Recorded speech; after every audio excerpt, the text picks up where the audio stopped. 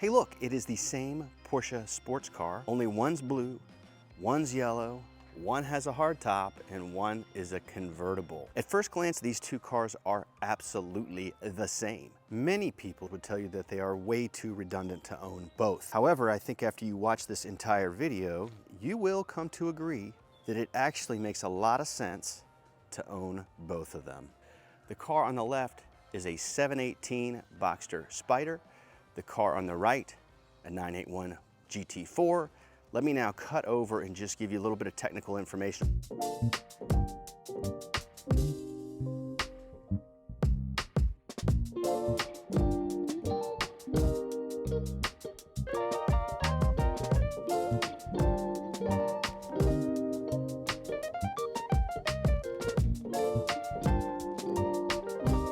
Right here is a 2016 Porsche Cayman GT4.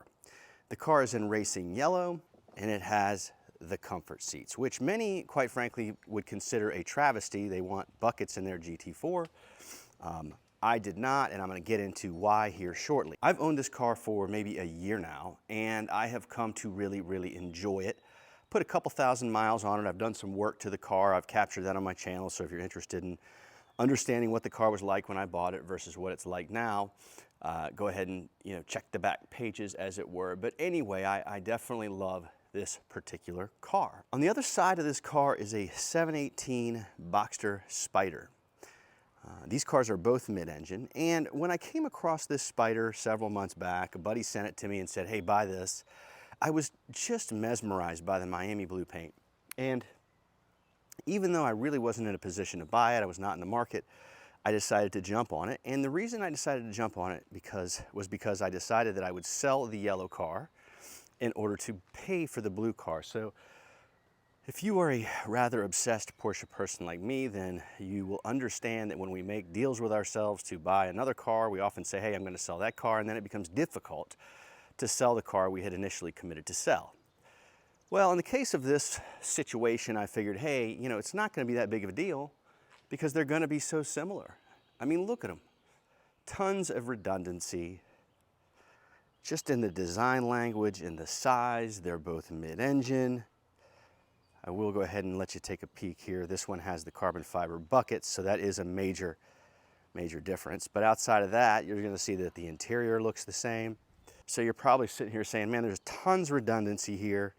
And now I'm going to get into why there is not. So a couple things for you. The 981 GT4 is more work to drive. It's got a heavier clutch. The gear lever is a little bit tighter. I mean, that doesn't make it a ton more difficult, but it's definitely it just requires more effort to operate the car and to get the reward, which is all good. I mean, if you're a driver like me, then analog is great. You like to have to feel like you're super engaged with the car, and that's the case with this GT4. So when you start to talk about inputs, the 981 GT4 is very different from the 718 Spyder. The clutch in the Spyder is much lighter. It's hard to tell you exactly what it's like, but it just requires, I don't even know, like half as much effort to work as the clutch in the 981 GT4.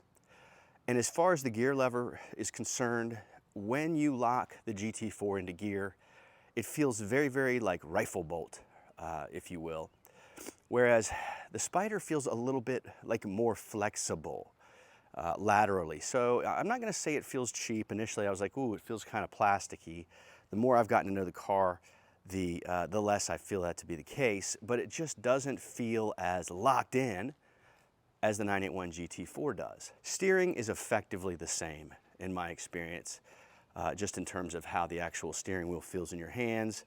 But the 718 Spyder is actually a little bit more precise. I don't know exactly why that is. I think it has to do with the front suspension on the 718 Spyder. I'm not really sure. So in either case, I mean, it's a very slight, subtle difference, but it does feel more precise.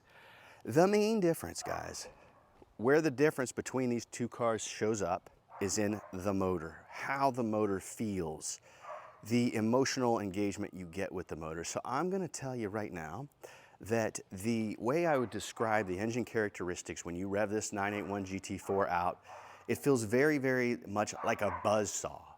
On the other hand, the 4-liter that's in this 718 Boxster Spyder is very, very different. It's very smooth. It's very almost refined. And if you're looking for an analog mechanical experience, I think you might be a little bit disappointed in this 718 Spyder.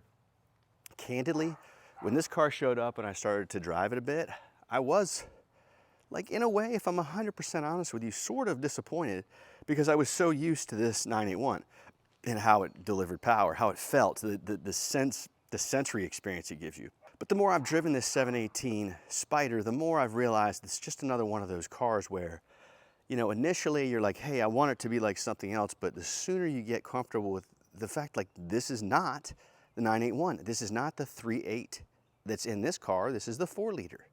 They made the 4-liter differently than they made the 3.8. So I will say this 718 Boxster, and you're gonna have to, Boxster Spyder, you're gonna have to follow me on this, reminds me of my 991.2 Carrera S that I owned. And that makes a lot of sense, because it's my understanding that Porsche used the 3-liter, the same 3-liter that is in that 991.2. Now that's a turbocharged 3-liter. They bored that motor out, deleted the turbos, and made it a 4-liter instead of a 3-liter. And so that would make sense. That's why the power delivery feels reminiscent to that 991.2. The engine in the 981 GT4 is a 3.8-liter motor out of the same period Carrera S, and so it's just different. Now, I'm not an engine geek. I can't get into the technical reasons why. It's very, very different, but it just is. Another key difference. So, you know, we touched on design language. Not a whole lot changed, but you do get into the rear end and the exhaust. So in the case of the GT4, you've got the two center exit, you get the two center exit pipes right here. Whereas with this Miami blue car, the rear end just looks different. The pipes are separated and you have this diffuser. And if I'm honest with you, at first I thought it was really not that attractive. I always sort of preferred this, but the more I see this rear end, the more it really has grown on me. From an interior perspective, I want to point out a couple subtleties to you. So, number one, the HVAC. I'll show you the 981 in a second. The HVAC exits here look different. This car you can plug in right here and you will get CarPlay. In the 981 GT4, you can't do that. You'll have to modify it. I have not looked into that yet. Love the red belts, by the way. I've seen other Miami blue cars out there, and I think some guys have overspec'd them where all the interior trim bits are blue. In my case, they're carbon fiber. I mean, I'm sorry, I think that's just better. So this was a subtle build. I give a hats off to the original owner, who, by the way, took delivery of this car at the Porsche Experience Center in Los Angeles. But he did a good job with just the red belts and the fire extinguisher, which candidly is a little bit annoying for the passenger. And of course, the buckets.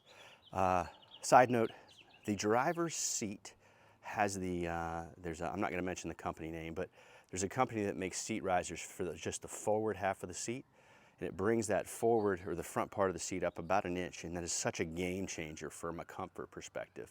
Tilts the seat backwards a tad. This passenger seat does not have it installed yet, and my girlfriend who rides in this car says it does bother her back. It's incredible how 1 inch can make a difference.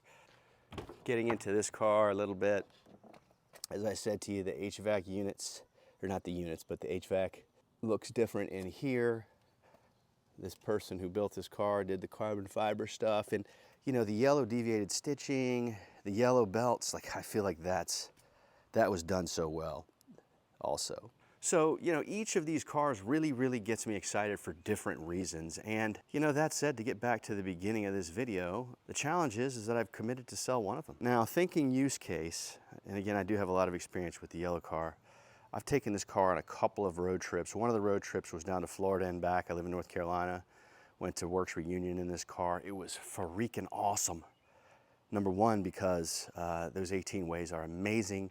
Number two, because when we showed up, there was, I don't know, a few hundred Porsches, and we were in the only racing yellow GT4, which I was shocked by.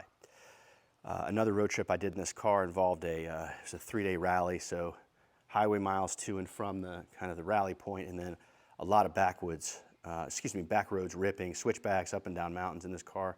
So easy to drive, so comfortable, so confidence inspiring. So a lot more experience with this car than this car.